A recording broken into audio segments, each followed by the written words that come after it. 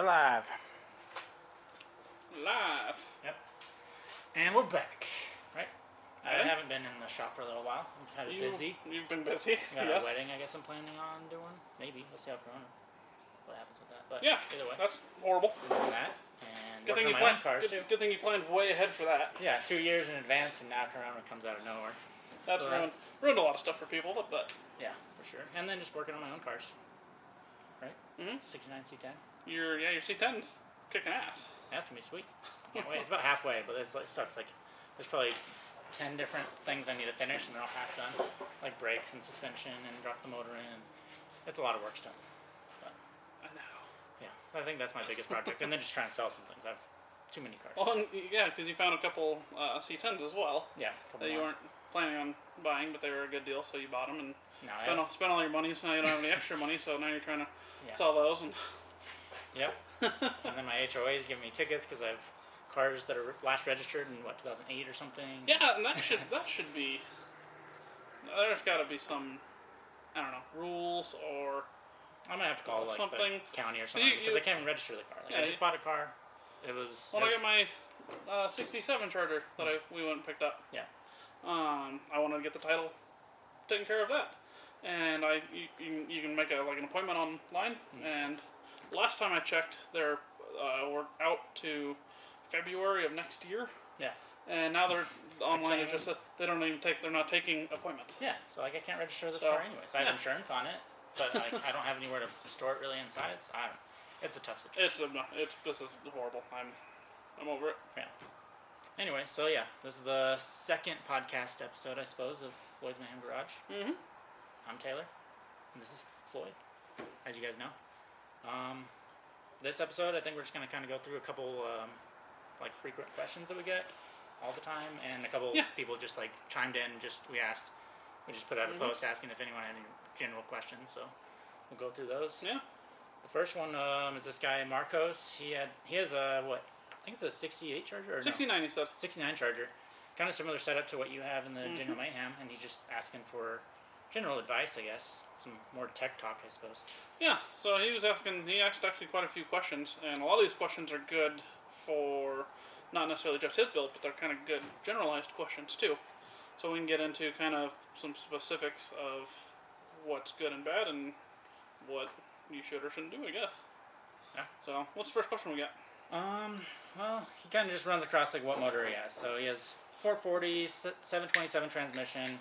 It's doesn't look like it's that hopped up, right? It's a 77 440, and I think he said it was a motorhome engine. But he wants to do a whole lot to it. Yeah. And one of them, which here at altitude is a much bigger problem. Colorado is the mile-high state. And then out east where I'm at, I think we're even a little bit higher than a mile off of sea level. Yeah. And so carb jetting is a huge thing up here. And a lot of people make the mistake of a bigger carb is going to make more power. And it's not necessarily true, but I know he asked about carb. He's currently running a 650 Edelbrock on his motorhome engine, and depending on where he's at, that's probably good or maybe not quite enough if it's sea level. Yeah. But I know up here at altitude, if it's a stock RV 440, it usually doesn't like anything bigger than a 750. And sometimes even the 750s can be finicky, and you got to cut it back to either a 650 or even a 600 for it to be happy and run right. Mm-hmm. So, I mean, it sounds like he wants to do... It depends on how much money he wants to put into this, because he's talking about aluminum heads. He's talking about dumping a lot of money into this. Right. So it really comes down to a budget thing. If he's going to be doing higher compression, all of that, then maybe a 850, like he was talking about, might work. I guess literally a lot of that depends on entirely what's done to the engine. And if it's a stock bottom end with better heads, closed chamber design, stuff like that, anything that bumps the compression up a little bit, I mean, you're going to be more on power, but then like I said, a lot of it will come down to what is actually altitude's at as well. But if he builds a motor, definitely go with a much bigger carb. Do you have any preference? I know I kind of like Edelbrock. I think I've seen most of your cars have Edelbrock. I love Edelbrock. Yeah. And there's a lot of people that don't. But one of the reasons I love them is they're based off the Carter, and the carbs were factory carbs on Mopars. Yeah. And so it's got the sort of spirit, if you will, I guess, of an original carburetor, with being off the shelf new, and you can have it delivered to your front door. Yeah, there's lots of parts for them, but I mean the same thing for those Hollies. Some people just swear by the Hollies, the double clippers. And I know one of the things I really like about the Edelbrocks is they're simple once they're tuned. There's not a whole lot of adjustments in them. Everything is a mechanical adjustment. Yeah. So you got to pull it apart to actually change the jets, your metering rods, your springs, all that. But once you get it set, you usually don't have to touch it again. Yeah. Where typically your Hollies like to be fiddled with, if you will. But if you're racing and drag racing all the time, then that's usually your go-to. Yeah. So this guy also wants to talk torque converters and rear ends. So I guess those kind of go together. Sort of go together, yeah. He's asking what the best torque converter is, and somebody said 2200 stall, which I'm pretty sure is lower than stock. I think stock was 2800 stall. But even stall speed, that's sort of a generic number anyways, because your stall's based off of basically everything else in the car. Your stall speed will change off your rear end gear. It'll change off the weight of the car. It'll change off your horsepower. If it's a small block, big block, what RPMs it revs out to, all those change your stall speed. But then there's advertised stall speed, and I'm pretty sure 2800 was stock on. No, I'm sorry, 1800. Oh, so it is a little better. Okay, because I'm off 1,000. Okay, so 2200 is a little higher. But just for reference, okay, so 1800 was stock. So 2200 is a higher stall. 2500 is a pretty common stall converter, and actually came stock in a lot of Mopars. Little Red Express truck being one of them. Yeah. And then my General Mayhem, I just put a 3500 stall in that one. And with that being such a light car, it ends up stalling almost the same as some of my heavier cars with a 2500 in it. So that's where the whole weight comes into it. But the higher the stall, typically it'll make it run better and run faster, but it sort of hurts drivability.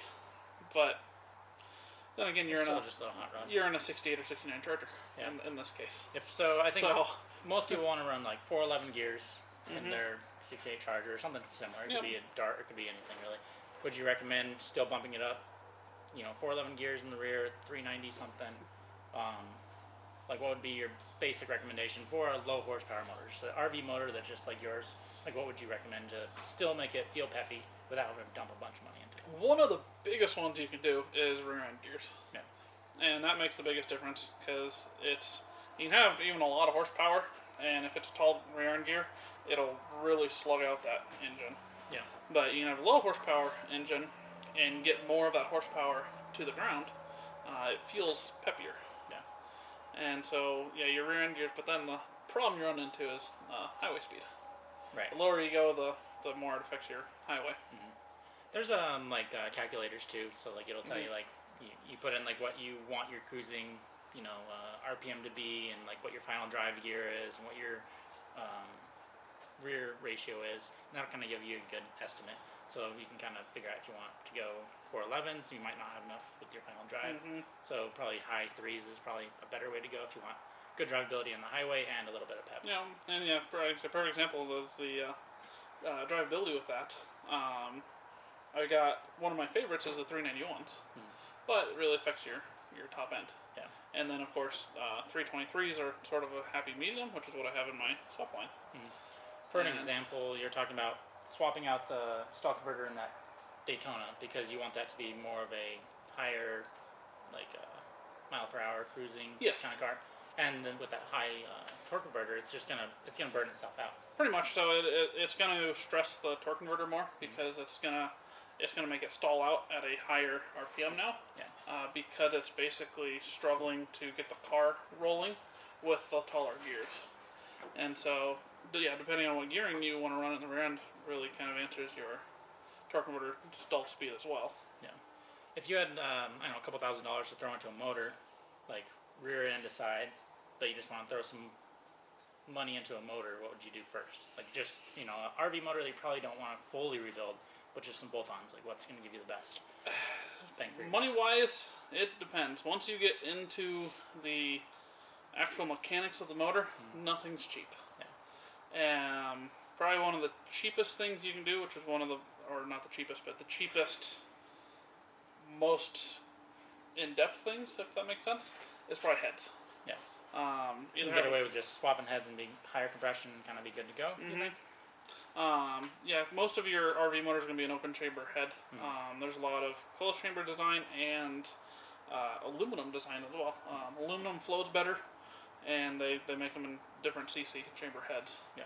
And they can be either an open or closed design in a lower CC design, which will bump up compression and then bump up flow as well. And a lot of your aftermarket Edelbrock or aftermarket aluminum heads will have a bigger valves in them as well. Right. Same thing, which helps out flow. So That's probably one of the most effective things you can do to a motor that's a bolt-on. yeah. Other than that, it's carburetor, intake, exhaust. I used to be a fan of headers. I've come to recently love the HP exhaust manifolds. Yeah. They flow quite well, and then they fit beautifully in these cars. That's what they were designed to go into. Yeah, a lot easier, for sure. It sounds like this guy's on a good track. I mean, he's talking about aluminum heads. He wants to do HEI, and then bigger carburetor. So you're getting more fuel, more air, better spark. I mean, that's a pretty good way to start. It is, and it's exactly what he mentions is exactly what you need to do. Is like I said, once you start getting into the bottom end, you can dump however much money you want into it. Yeah. And machine work's pretty much the same cost no matter what you put in it. Yeah, for sure. So, but yeah, if you leave that alone, do the heads and all that, he's down a good track of spending a decent amount of money, but also getting a good return out of it. Yeah, I think so. So right now he's what, 276 gear? He's 276, Yeah. So I mean, which is the tallest that Chrysler made for these rear ends. I would change that first. That'd be my very first thing I would immediately do, and see how you like it then. The case he has is a good case. So it's a 742 case. 742 case, which on the 8 3/4 Chryslers, they're set up similar to the 4.9-inch. So the whole center section carrier comes out from the front. There's no diff cover. So you gotta pull the axles out, and then that all comes out of one assembly, which makes it really nice because you can set that on the bench and work on it. Or you can take that to somebody else and have them work on it, and you don't actually have to take the whole car and have them work on the rear end. So, or flip side of that, you can buy another rear end, and it's just a swap. Yeah. And so I like them; they're a good rear end. But those rear ends in themselves, there's 3 carriers. There's a 741, a 742, which is what he has, and a 49 case. They got different pinion gears in them. There's discussion whether 742 is stronger or 49. 49 has a tapered pinion shaft, where the 742 is the biggest pinion shaft, but it's straight. And then, of course, the 741's the weakest of those 3, and a lot of people make the mistake, since it's the weakest, they call it a weak case. Yeah. It's still a plenty strong case. It's the weakest of the 3, but it's still a strong case. It'd probably handle a motorhome engine just fine. Exactly. I mean, and you said you had that in your 66 with manual, and you don't clutch all the time. Built 400 4-speed. I had a 741 case with a 391 sure grip in the back of my 66 Charger, and never had issues. Yeah. But so in the case of him, he's got a good case, being a 742. Personally, if I see 742 or 49, I'm happy with either one, especially as he's working with motorhome motors. Even if you have a decently built motor with a little bit more power, you're more in the ballpark of having no issues. Yeah. So he was saying that he doesn't know if he has a posi, but I'm guessing you'd buy a whole new unit anyways if he's going to change gears. Well, and that's what I was going to say. He can do one of two things. He can either build the one that he has, or buy another one that's either already assembled or piece it together. Because the cases, if you can find the cases for $100, $200 sometimes if it's just the case with no gears, no pinion, no nothing in them. Yeah. And if he wants to build one, you can buy the sure grip units new. I think they're $600, somewhere in that ballpark. Yeah. And then ring and pinion. Otherwise, you can. What I've done several times is you can find them cheaper as well if you buy an open. But you can find a good gear set with a good center section, but it's open, so it ends up being cheaper. Yeah. What was the last one I did? My Daytona. It was a 489 case, 391 gear, but it was an open. So I bought that, pulled it apart, put a sure grip in it. Bought a sure grip for it and put it in, and had myself a good rear end. Yeah. So there's multiple ways to do that, but So it basically breaks down. He can either build the one he has or buy another and just swap them out. Yeah. And having extras of those laying around isn't the worst thing either. Yeah, that's true. So yeah, like I guess moving on, like the next, or like what you recently did was you bought the RV for a couple bucks, and then you threw that motor in the General Mayhem. That didn't take very long, but like a couple weeks, and that thing was destroyed, and you had the General Mayhem running again. Yeah, I think it took more time to disassemble or demolish, I guess, the RV. Yeah. Than it did to actually paint it and put it in the General Mayhem. Yeah. Well, it's funny. One of our questions actually has to relates to the RV. It says, why did you destroy a $3,500 RV for a $500 motor? Yeah, so Can you explain yourself? This was a question I got asked. Yeah. And it was funny because it was on one of my actual Facebook posts, and a few other people chimed in with the same thought process of me. Mm-hmm. But I was surprised because there were several people that had questions very similar to that, and they were seemed like they were in a legit panic that I'm demolishing this RV. Yeah. And they were talking about it and reacting to me as if I was destroying like a '68 Charger or something. Right. Like I was cutting out part of Charger to, I don't know. It was. I mean, it was kind of cool, but it was so weird to me. Yes, to me. And then like this guy, his prices, which is what several other people chimed in on. They said, they mentioned, I got a few RVs if you want to buy them from me, especially for those prices. For 30, yeah, he thinks that RV was worth $3,500, which there's no way really. No. I mean, like I paid $500 for it. Yeah, and these things go in auction. Like if you watch the auctions ever, these things they can't even give these things away really. No, like $200, $300. The only time I've seen them worth something is if they've actually been taken care of. Yeah. And people are actually still using them. Yeah. And it's not an Airstreamer. It's just kind of a generic old. Well, and even at that, at most, that's usually where they're worth the $3,500. Yeah. And they've been taken care of. Oil's changed. The interior's nice. The fridge works. All the plumbing, heating, all that still works. Yeah. It's been taken care of. Then you're in the $3,500 price. Yours looked like a hoarder lived in there for a while. The thing was disgusting. The amount of clothes and trash and it was like either like a teenage kid or something, but they cut up the whole interior.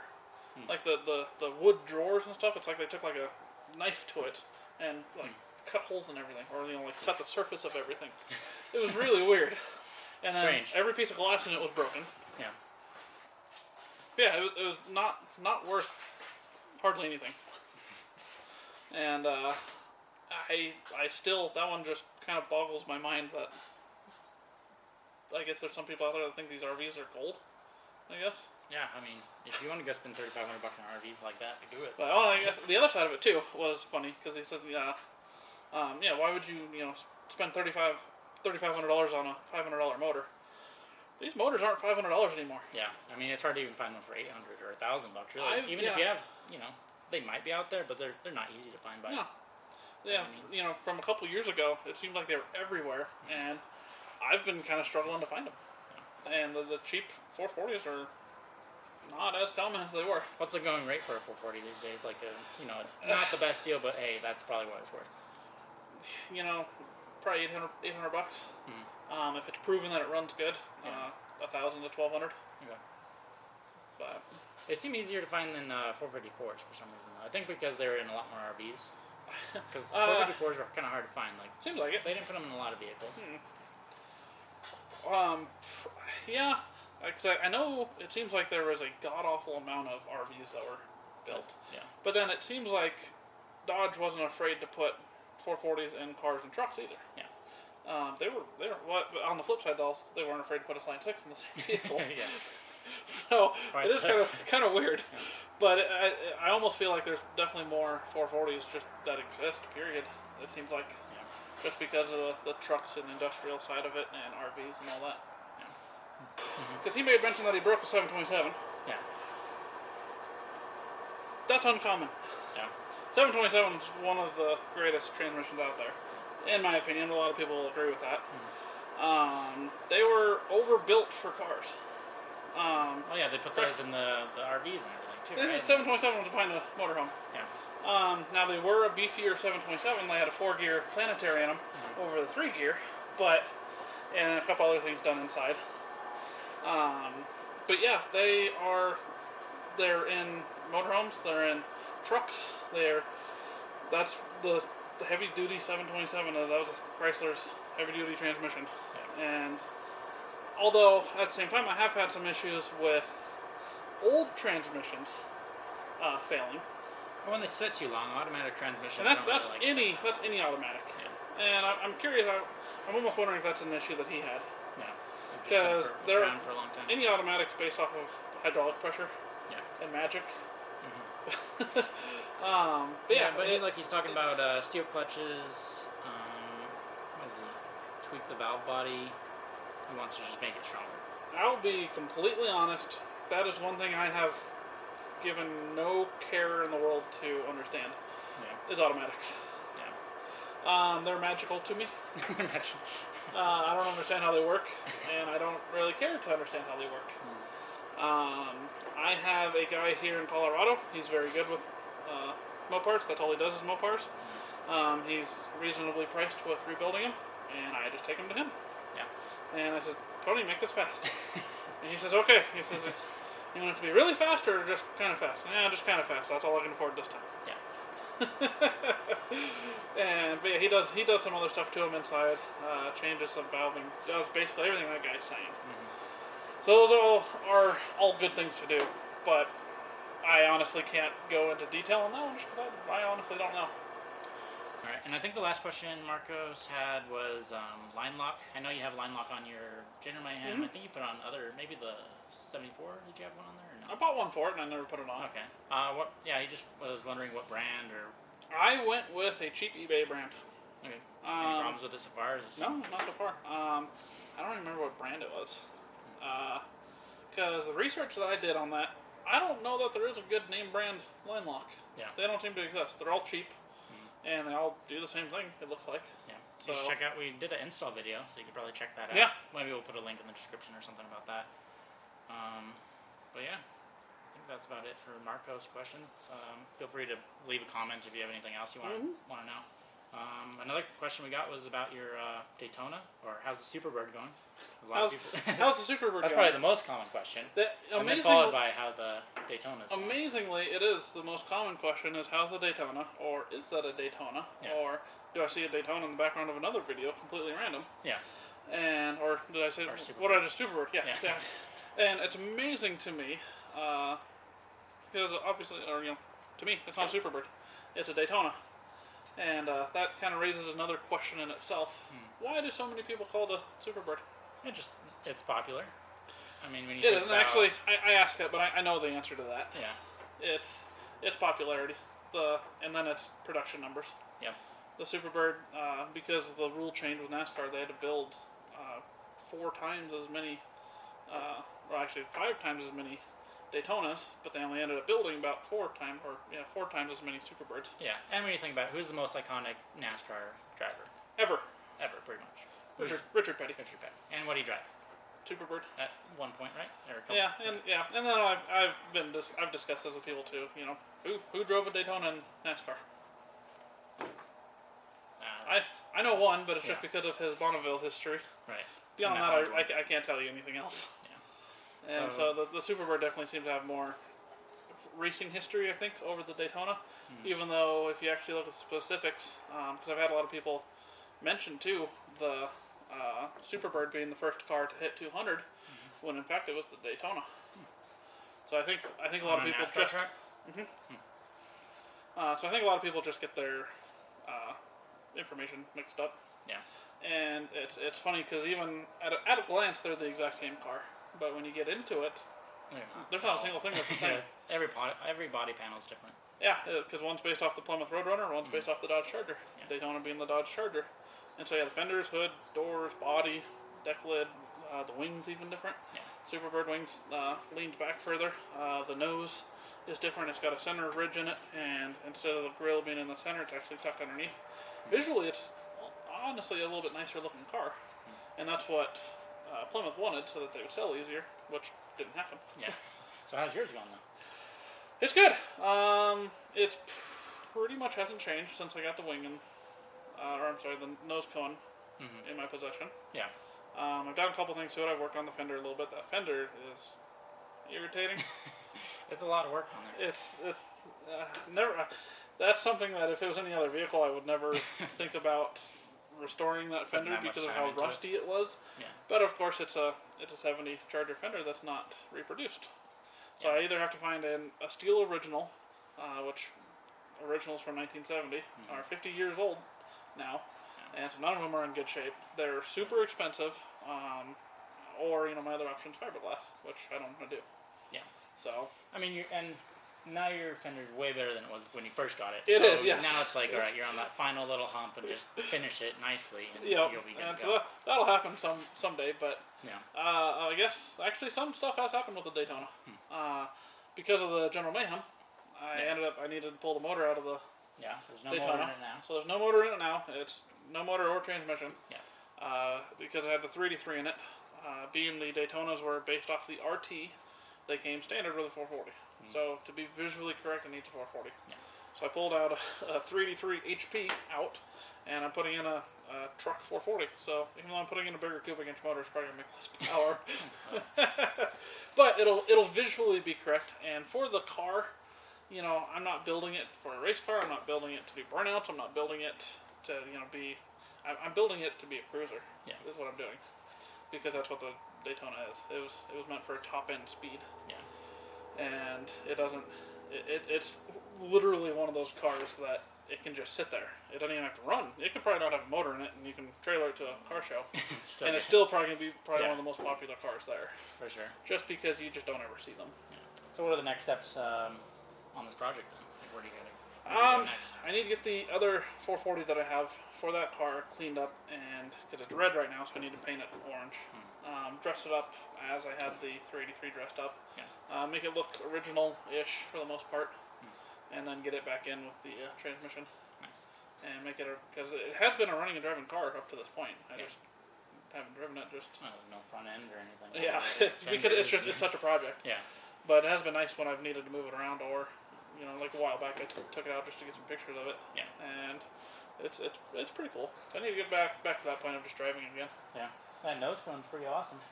It's ridiculous. It looks sweet with it on there. It's like it finally completes it's the a whole complete look. car, yeah. I know even like a while back with my video pulling it out and driving it around, it just looked so goofy because that big front end just was empty. Yeah.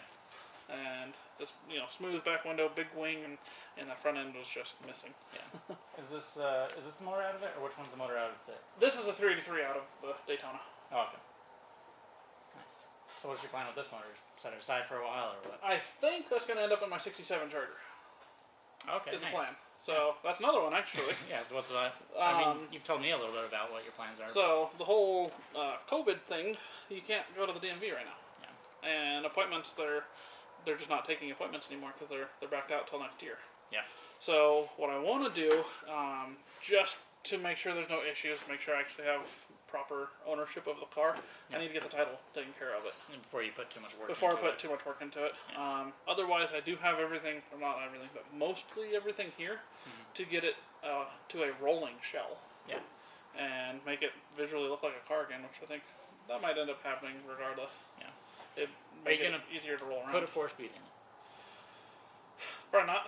No. But aren't you trying to go towards like a Nascar vibe? It'd be pretty cool to have 4-speed. It would be pretty cool, but probably not at this moment. Just money-wise and all that? Money-wise. Yeah. I mean, how many transmissions do I have laying around that are automatic? Yeah. I literally think I have 12 of them. Yeah. But didn't that come with 4-speed pedals? Yeah, it did. They're not in it. No, but... I know this. And we've had this discussion before with my 66. Yeah. Of putting an automatic back in it or a 4-speed. And at the time, I didn't have all these other projects. Yeah. And so it was more viable. And that ended up being a $3,500 conversion.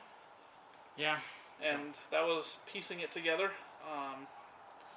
And because you need, flywheel, buying, drive finding shaft, some deals on some stuff. The transmission's one of the most expensive parts. Yeah. And it would be cool, but I don't think it's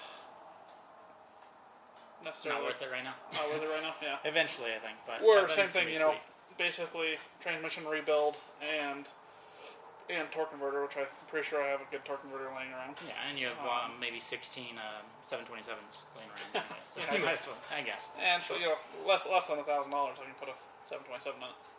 I guess. So, anyways, speaking of chargers, though, another question was, how did you get your first charger? That's actually a pretty good story. So, I had my first vehicle was given to me, which was a 1990 Dodge Dynasty. Yeah, I'm just too jealous. Don't be, yeah. It was my dad's car, and then he gave it to my sister, and then she sold it back to my parents to help buy her Jeep Comanche that she had. And so then when because my sister's older than me, when I started driving, they gave that to me, and then same thing, I sold it back to them when I bought my Power Wagon to help pay for that. That was my 76 Power Wagon.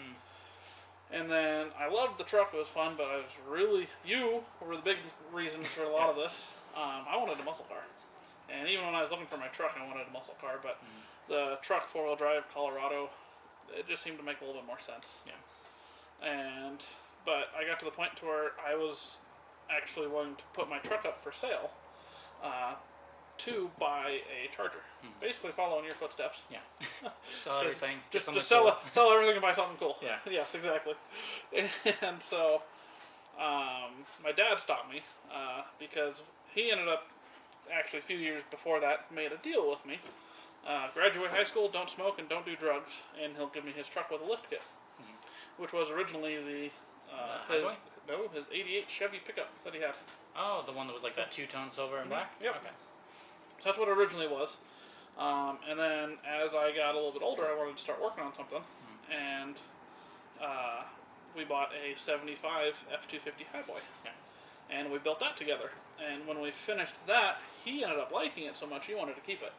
And then I was wanting to sell my truck to buy a charger, and so he actually stopped me and he says, "Why don't you keep your truck? We'll make another deal." Yeah. And so we changed the deal again to a charger, and we bought a 74 Charger.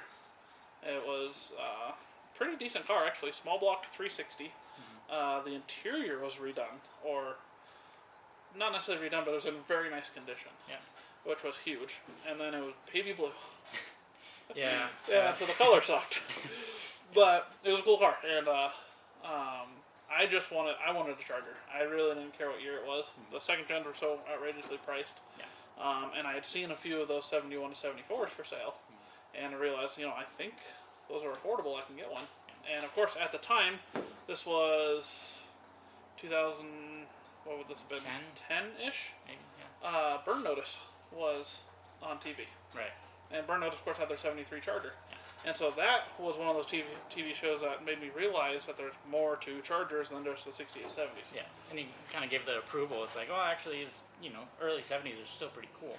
It's still a muscle car. I mean, it sucks as a small block and all that, but these are all things you can change. Exactly. So, and I just wanted to get into something, so that's what we ended up buying. Yeah. And so it was an affordable car. We ended up painting it, and I got that when I graduated. Yeah. And I got it with I think it still had the 8 1/4 rear end, 360 in it. It was originally a 318 car. Somebody put the 360 in it. Had a 904. But basically it was just a paint job with a nice interior. Yeah. And then after high school is when I started building it. And because I blew up the transmission originally. I knew Trying to do burnouts or what? Oh yeah. And of course I wanted to do burnouts, so Just destroy the car. how do you fix that? Yeah. You rev it up in neutral and neutral drop it. Yeah. I don't know why it broke. But, so yeah, the transmission broke, and then I knew the rear end wasn't far behind, so I ended up updating the rear end. And then I wanted to go big block, and eventually bought a 440, bought another transmission.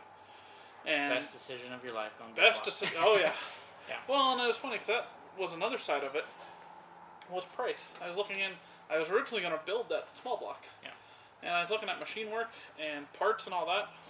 The price to build a 408 stroker, and then the horsepower numbers that it makes. Yeah. Well, a stock 440 makes the same horsepower as a built small block. Yeah, and you're not going to be $3,000 into it. Exactly. Right. So. And that was back when 440s you can probably find them for $600, pretty easy, right? I think I paid $900.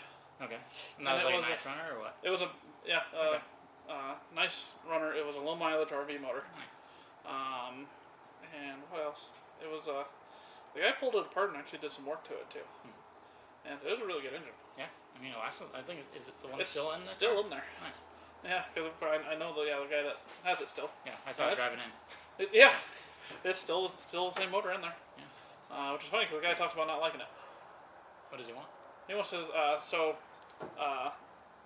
Down the road, I ended up the guy I sold it to is the one I traded for the 69, which is now my Daytona. Right. He wants his 383 that was in there, which is not this one. It's the one that's in my trailer, and it's the one that I got running, but it ran like garbage. What was wrong with it? A lot. Yeah. I'm sure it was a good running motor in 1984 when they parked it. Was there water and stuff getting in there? Or? No, I think it was stuck valves and stuck piston rings. It didn't seem to have a whole lot of compression. Smoked really bad and had a lot of blow by. And then there's a couple cylinders that sounded like they just weren't operating or firing at all. Yeah. And I think it's because some of the valves were stuck. Yeah. So the valves were just stuck open. Right. So there's no compression and nothing going on. And then I'm sure some of the lifters were collapsed. Yeah. And it ran, but it rebuilt. But. I made it around the block. Yeah. And ran out of ATF before I made it. Yeah.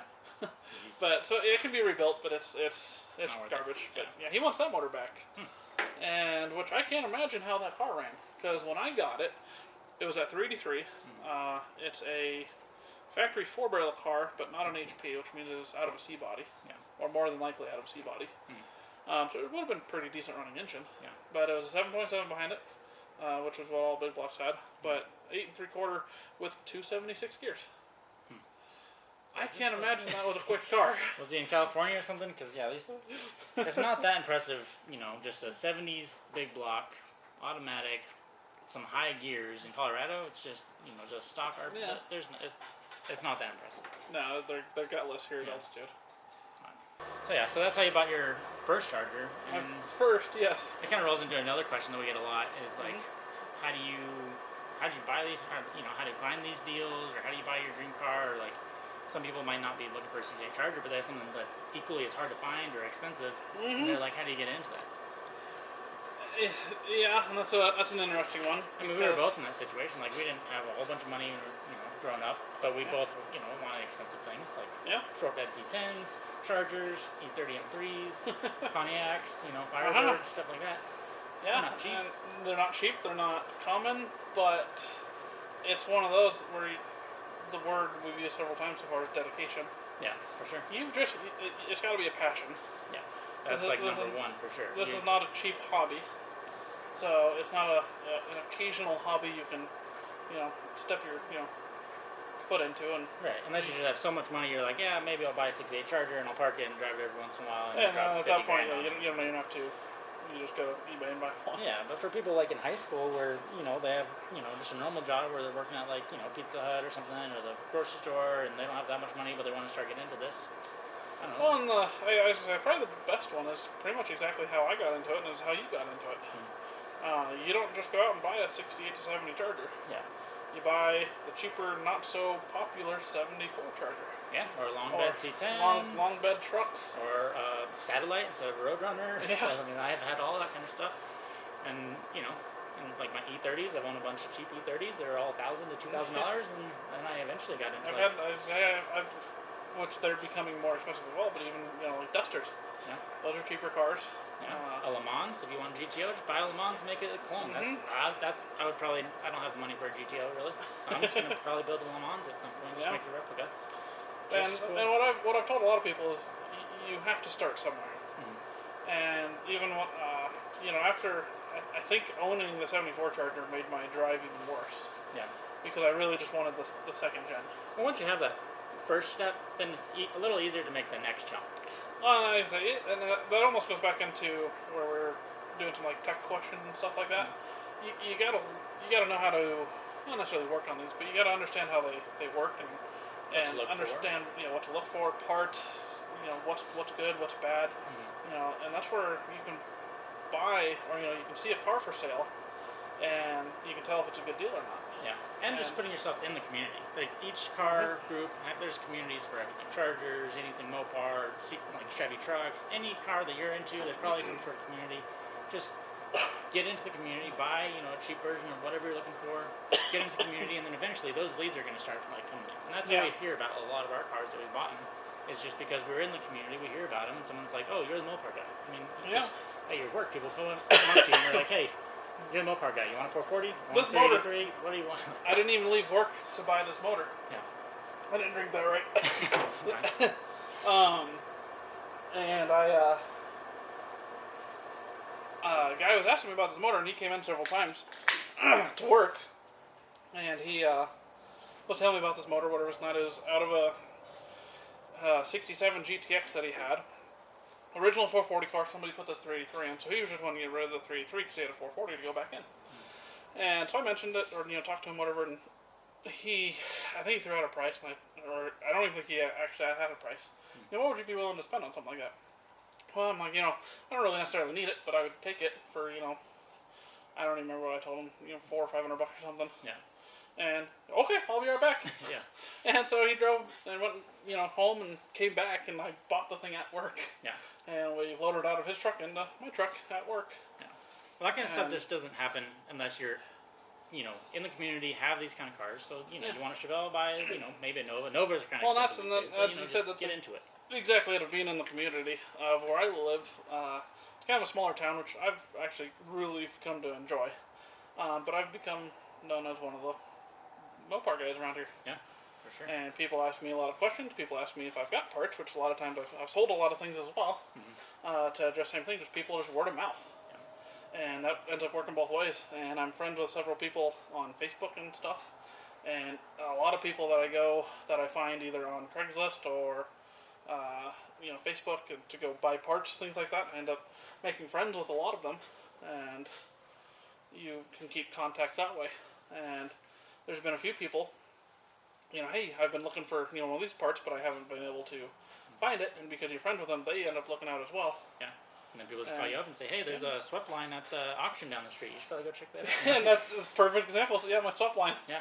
So I I was the just same thing. kind of word of mouth, like friends looking out for you. Yep. Somebody knew I was into Dodges, and they seen that swept line at the auction, and so they called up. Hey, I just wanted to let you know. I figured you'd be interested in this, and sure enough. Yeah, that's what happened with that '68 F100 we both bought. I bought first because you saw it, and then you shared it, and you were like, "Oh, I saw it," and I had to, because shoot, how many years ago was that? Oh yeah, I bought my '68 F100. Yeah. When I found that online, I was originally looking for a swept line Dodge. And I seen that and talked to you about it, and I ended up passing on it because I still wanted the Dodge. And so you asked me, or I passed the information along to you, and you ended up buying it. And then of course seeing it in person, this is a cool truck. Yeah. Ended up wanting it. Yeah, it was a good truck. Yeah, something, just the whole I think word of mouth is where you don't get as many opportunities, but the opportunities you get are usually really good deals or situations. Yeah, I think another part of it is actually being able to put the work into it. Like, most people are not going to be able to go buy a $20,000, $30,000, $50,000 car that's already ready to go. And so you just have to be okay with the fact that there's going to be something wrong with the car that you're getting. It's probably going to be body, it might be rust, it's probably going to be not, great paint. Hopefully, what I look for is something either like mechanical, or I know it's like so shot that I'm just going to throw a new motor in it, and then I'm just looking at body stuff. So it's just kind of leverage what you know. The worst of the worst was me wanting a second-gen Charger. Yeah. 68 to 70. And I would not go that far. Like I would not take on a project like that, but you really wanted it. So. My whole thought process was they're so expensive. The parts are available. You can't work on a Charger if you don't have one. Yeah, that's a good point. Regardless of condition, I wanted a second gen. Yeah. And so we drove up to South Dakota to get that 68, which was the biggest POS I think I've ever owned. For sure, yeah. But the price was right, I guess. The price was right. And it kind of got you, and it got me collecting parts.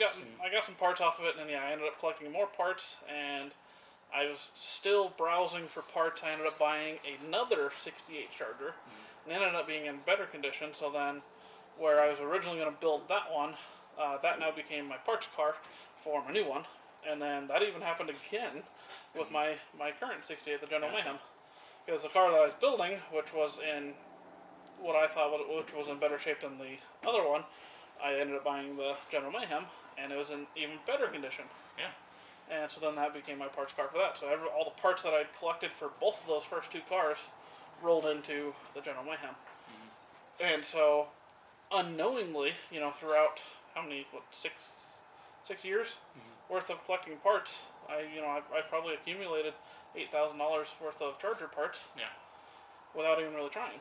Yeah, and it's not like those were. I mean, your goal was to kind of put one of those cars together, and it ended up just being another car after. Yeah, and yeah, amongst finding parts instead of putting that one together like I originally thought, the opportunity presented itself, both money wise and situation wise, and then the car is in better shape. Well, cool. I'll buy this one. Yeah, I think our strategy is kind of the same as we don't want to just wait around for like 40 years and save money. Save a couple $100 a month or something until you can finally spend 30 grand, and that's going to be however many years, 10 years, and then we can finally go buy that nice charger or something. What me and you want to do is we just want to buy something cheap, enjoy it, work on it. Then you're kind of in that community. You'll sell it for a little bit more than you bought it for. Kind of like step up, and that's really what I've done. Is I just buy a cheap car, fix it up, get a little more money out of it, and I'm slowly working towards that end goal of a short bed C10. But I can enjoy it. Yep, well, that's one of those. It's a hobby you can enjoy, and it's a hobby that you can make a little bit of money at, and maybe not necessarily make money. Yeah. But roll that money back into the project. Yeah. So at least make it a savings account. Like I always try to make money, but if you could just break even, that's basically just a nice savings account. You're throwing $5 grand into a car. Yeah. My 66 Charger. Yeah. I think I broke even on that car. Yeah. But because I own that one. Almost the longest. Actually, I think I did own that longer than my 74 even. Yeah. I had that car for 6 or 7 years. Same thing, just dumping money into it. Not necessarily dumping money into it, but putting money into it. It is almost the same as putting money into a savings account, because the more money you put into it, the more value it now has. And this doesn't work on every car. Finally cashed in on that someday. It works in our niche. Not every car, yeah. But there's cars that are, a newer car that's depreciating at the same time. Obtain any money. Yeah. You know how to double the value of a Hugo? Put gas in it. Yeah. I've heard that one. Yeah. But yeah, I mean, that's another issue is it's just going to take time. Like, if you want that charger today or something, I guess go take a loan or something. But at the same, we haven't got all of our cool cars just, It hasn't happened overnight. Yeah, we've been hot rodding we've had our license for 10 years plus now. And we've been kind of working towards these goals. Yeah. So it's not like, it took us 10 years to get all these cool stuff. Yeah, because I think I was 15 and a half when I got my... 15 and a half when I got my permit. So I got my license at 16 and a half. I think I had my Dynasty for 6 months, and then I bought my Power Wagon. Yeah. So I had my 76 Power Wagon since I was 17.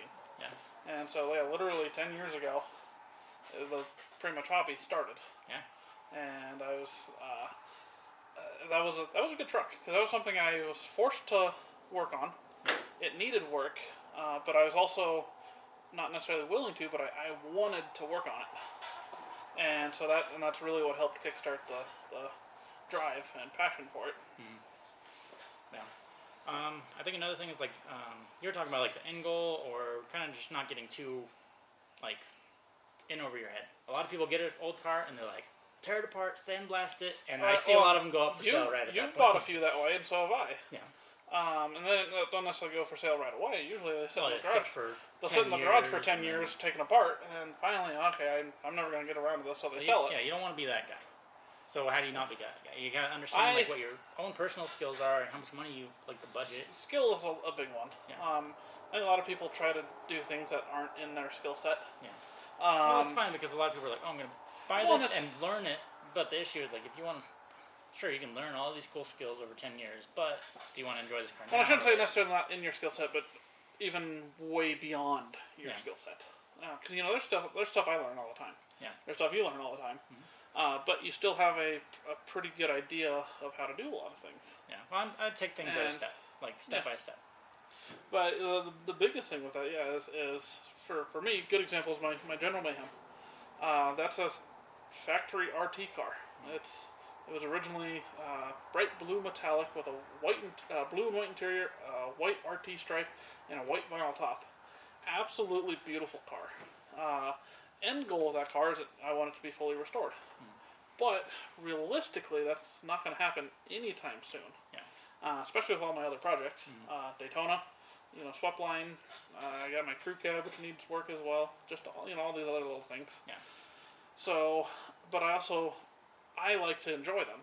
And that's where I think what kind of goes into this is you and I have grown up in this era, which is the ratty muscle car era, or ratty muscle truck, or the kind of ratty era. Yeah. And the whole concept of it doesn't have to be nice to enjoy it. Just just get it running and driving. Yep. And have fun with it. And your restoration can come from time, unless because there's like graveyard cars. Those restorations are amazing and beautiful. But they're $200,000 restorations. Yeah, exactly. Not your average Joe's just gonna whip that out of his pocket and pay for that. So you gotta be able to push your skill set on what you can do and have fun and build, but you also gotta be realistic. Yeah.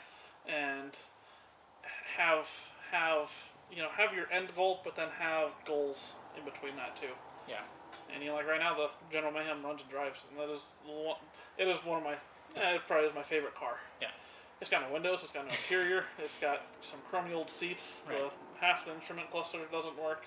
It's got It's no still heater. awesome to drive. It's the coolest car, you could pretty much have and drive and own and enjoy. Yeah, running and driving projects are way better than projects just taking up your garage space for 5-10 years. To a point, because I do have to elaborate on that. My Daytona. Oh, yeah. If you can get to a point, which is where I've been able to get to, which is also one of the reasons I don't care as much that the General Mayhem is such a hoopty. Yeah. It allows me to have fun with that one. Door ding, stuff like that doesn't matter as much because I have this sitting in the garage still. Yeah. And I'm going to restore that, so then future-wise that'll give me my fun car to drive and then my nice show car to take out on occasion. Yeah. But while I'm spending years building the Daytona, I get to enjoy the 60 at the same time. Yeah. Yeah, that's the fun part of like the patina kind of vehicles. You can just drive them, and once you have multiple like you, you can kind of just tinker on each of them and still be able to enjoy them at the same time. But I guess that rolls into something that was kind of funny. You posted a post on Facebook. It was like patina versus rust or something. 2 pictures I put together, Yeah. and I tried my hardest to find 2 Dodges. Yeah. And I couldn't do it. And I've seen pictures of Dodges before, swept lines more specifically, that are super rusty, but at the time I couldn't find any pictures. So the only one I could find was a C10. C10. I know. Right when I saw that post, I was like, okay. My text was like, you couldn't find a Dodge that was rusted out. Sure couldn't. But anyways, yeah, so my picture being a picture of my swept line, and then a picture of a super rusty C10. And the title of it, I put some wording on the 2 pictures. It was rust versus patina. Or did I do, I think patina versus, whatever it was, comparing those 2 together. Yeah. And my intention was, I've had several people, send me vehicles or talk to me, or I've talked to them at car shows, stuff like this, who, they'll show me a picture of a car. Oh, check this thing out. It's got great patina. Yeah. And the thing's just destroyed. destroyed. Yeah, I get that a lot. Not missing, mismatched body panels isn't necessarily the biggest deal, but body rot. Yeah. And holes and frame, just frame damage, holes, cab mounts, everything's just destroyed. You got a hole on the top side of your hood. Yeah. From rust. That's pretty bad. That's not patina. that is rust. Yeah. On bed sides, when it's the top side, that's just gonna be a bad, bad project. If there's rust on just. I should have used a picture of a Toyota. Yeah, probably. Those things rust bad. Toyota pickup, the whole bed side's just missing because it's rusted out. Yeah. That's rust versus patina, and then my truck. Dodge used a red primer in '68, so most of what you see on my truck is actually primer coming through and not rust, with a little bit of rust in there. Yeah. And it's all mostly surface rust. There is some body rot on my truck, but the rockers, but that's kind of common areas, which you're never going to get away from. Yeah. But fortunately, those are areas you can fix and paint in, and you'll never notice. But yeah, so the whole reason I made the post was to show the difference between basically good patina and bad patina. Yeah. And to show that there's a difference between patina and your vehicle's on patina that's just straight up rust. Yeah. And nobody got it. Yeah. I don't know how many comments on there, but there's a lot of people either angry or just hating on patina. So it basically turned into a discussion of people just hating patina. And it amazes me how many people, don't, and it's not necessarily that they don't understand it, it's like they don't even care to try and understand it. Well, that, or they think it's just worthless. They're like, oh, that just. Well, shit. yes, somebody, and then, like, there's several people who, the two pictures, my truck and then a super rusted out, holes in the body panels truck. There's several people that commented, those are both the same truck to me. Like, all right. And it's like, so you can't see the value in a rust-free truck that has worn paint versus a rusted out. I feel like those people might have never worked on cars or something, because it sucks working on a really rusted out car that's like, beyond gone. It does, because you can't, there is no unbolting anything. It's Right, cutting. Or it just falls apart. Or just falls. It's just like, oh, great, this mount that's supposed to hold the fender. You got to unbolt it and it's just not there already. Yeah. Yeah, I mean, So there's definitely a huge difference. Yeah, I don't know. That was one of the strangest, because you always, you post stuff with the expectations of getting a reaction. That was not even remotely close to the reaction I was expecting. Yeah. It's kind of funny how people just don't really get it. There's a lot of people that hate on the patina. But, I mean, like you said, I like it because it kind of just shows the story of, how it got there. And I don't have to spend a whole bunch of money painting a car. Because I feel like I'll never be happy unless I pay a bunch of money for a paint job. And then at that point, I won't be happy because I spent too much money on it. I've had nice paint job cars, and they're not fun. Yeah. You don't park it anywhere by itself. You don't walk away. You park your vehicle and you don't stray more than 50 feet away because you're keeping an eyeball on it the whole time. I mean, it is nice to have something nice and like actually keep it up, and it's something that you've built, which is cool. But at the same time, it's nice to not have that stress. It is. It's very nice. And same thing. My swept line being a good example. It will suck if somebody door dings me. Yeah. But at the same time, it's not the end of the world. Right. It'll add to the patina. Yeah. It definitely would suck, but and then that's the other thing too is I've seen a lot of people even body damage can be mistaken for patina. Yeah. And it's you've got a white truck for sale right now. Yeah. That was rough. It's rough. I didn't write patina on that truck. I just like, yes. It's a short bed C10 for cheap, so it is what it is. Yeah, and then you get some, and it's like, the whole that post was just the strangest thing I've run across so far. Yeah. There's several people that said the same thing, of I got a rock chip on this, and when they go to sell it, that's just the early stages of patina. No, that's not how. No. But I don't know. And I think that's where it's almost maybe a generational gap. Because we've grown up in an era where none of these vehicles have been new in our life. True. And none of them have been cheap. Yeah.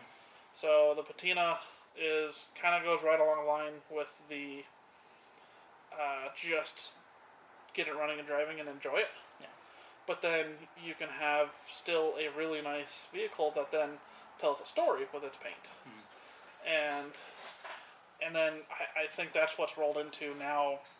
People desire that look, and it almost happens with anything that you do. People take an idea and then it usually gets pushed to the edge of being acceptable. Right. Yeah, they just exaggerate a little bit just to kind of prove the point. Yeah. But the reason why I like patina is just because we can enjoy it. It's just like it's a cheap way to enjoy it. And we don't have unlimited money. Yeah. So I mean that kind of rolls into the next question: is a couple people ask, why don't you just like build a motor or build up something? Throw something with a lot of horsepower in one of your cars. Constantly get asked that, especially anytime I pull a motor out of something to plop it into something else, or in like the case of the Rodnock 440. Yeah. Cool. You build it up or whatever. And someday, probably, but not now.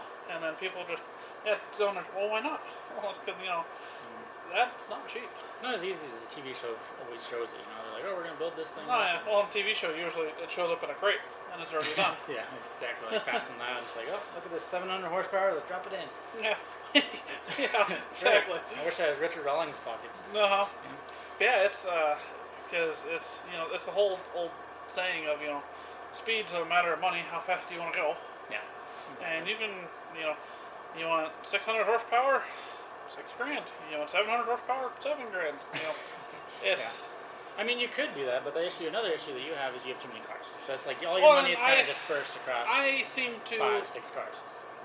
As much fun as it is to dump a lot of money into one car, I've, it's sort of the idea of quantity over quality. I do like quality, don't get me wrong, but I seem to have veered the direction of quantity more so. Yeah. And I think a lot of it just has to do with these cars. They're not that common. Yeah. So I've collected them as I can find them. And then, a lot of times what happens, like my 66, I bought that originally with the intentions of wanting to fix it up a bit and sell it to help fund buying a second-gen Charger. Well, after getting it and working on it and having some fun with it, I really like this car. And I ended up keeping it for quite a while. But then roundabout a way, I did finally end up selling it. And I put the money into my second gens that I eventually found. Yeah. But yeah, when you're, you've got, in the case of me, 6 Chargers. Wait a minute. Do you have 6? Yeah, I got 6 Chargers. Counting your dad's or not? No, I got 5 Chargers. 5 Chargers and then your dad's. And then my dad's. Yeah. So, right? Yeah, because I sold, I don't know. You have 3 gens over there, and then you have this one, the General Mayhem. Okay, I got 5. You're right. Yeah. So yeah, my 5 Chargers. It's the whole, I can build, $6,000, and I can put, one badass motor in one of them, or I can spend at the $1,200 roughly on all 5, and now I have a used motor and a built transmission in all 5 of my vehicles. So that's the way to keep them all alive, because that's the issue. You don't want quantity and just collecting cars that just sit. I mean, you want to be able to drive. I want to be able to actually drive. So you're riding a fine line of being able, not just being that guy that has a junkyard full of just non-runners. So you're trying to keep them all alive. I'm gonna fix it up someday. Yeah. Yeah, don't want to be that guy, but yeah, it is the line of just I gotta be realistic with my money though too. Is basically what it comes down to. Yeah. So yeah, I think that's all the questions that we have this time. But if you have any more questions, just leave them in the comments below. Message him on Instagram, Facebook. We're always looking at those. So yeah, and then anything for them to look forward to in the next couple months? Yeah, you'll see more videos coming into winter. It's cold, so all the outside projects are kind of coming to a halt. Yeah. So it's probably gonna be mostly General Mayhem stuff and Daytona. Yeah. So maybe 4-wheeling a little bit, maybe in your 4-wheel truck. Maybe I got that little off-road truck that I built. I need to do some more work on that, and so you'll probably see more of that coming up. Because on some nicer days, I can do some things to that. Yeah. And then just prepping the General Mayhem for winter because you don't even have a heater, windows. I mean, you have a windshield. I need to definitely do some work to the General Mayhem. Yeah. Now that it's running again, the fun of driving is going to wear off pretty quick, and I'm going to get cold. Yeah. So yeah, I need to get some glass in it. I need to get the heater working. It's a big one. Got to put a heater core in it. So, and then I don't even know if the blower motor or anything like that works. I've never tried. Yeah, so, we'll figure that out quick. But yeah, that's all stuff to get going on that, and you'll see it here. Cool. Yeah. So we'll try to put out maybe a podcast video once a month about. We'll probably do that regularly. But yeah, like and subscribe, and we'll see you next time. Yeah.